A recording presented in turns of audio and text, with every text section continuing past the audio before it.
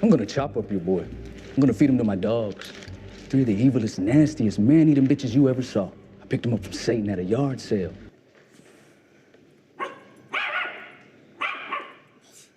Could I have a word with you?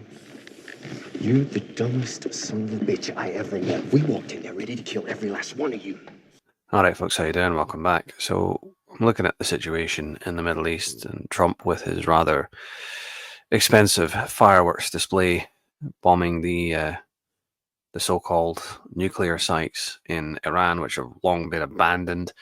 It was really just a very expensive fireworks show, and then Iran's so-called response throwing outdated missiles at the bases in Iraq and Qatar, which are like 20, 30-year-old missiles, which are out of date anyway, and warning the Americans that they were going to do it beforehand. At this point, it's all just the Punch and Judy show. It's just theatre. Is this really going to escalate into the Third World War? To tell you the truth, I doubt it, because President Trump is an upper lesser type B, which means he thinks he's a bulldog when really he's just a yappy little chihuahua dog. You know, Trump really genuinely does not want war. You know, he doesn't have the stomach for it. He doesn't have the spine for it.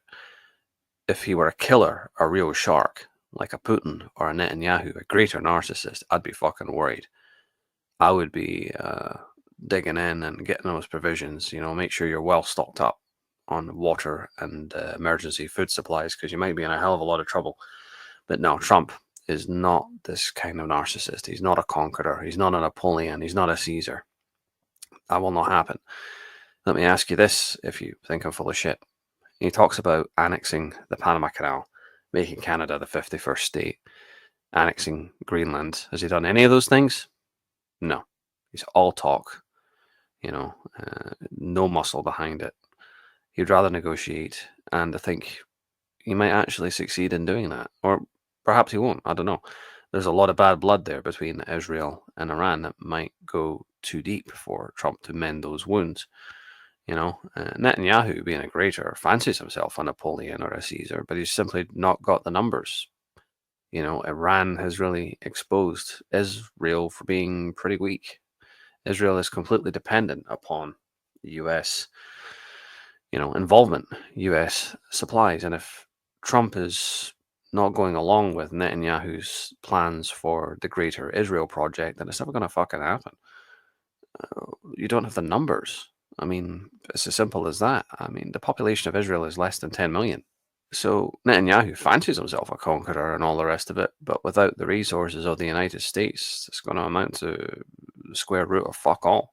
It's never going to happen, you know? And really, that prophecy about the Greater Israel is open to interpretation anyway. I mean, there's photos of Netanyahu with these fancy graphics, the blessing, the curse, and all this, but nah, I mean, Netanyahu's plans for conquest are gonna, in the end, amount to little more than bullying Gaza around.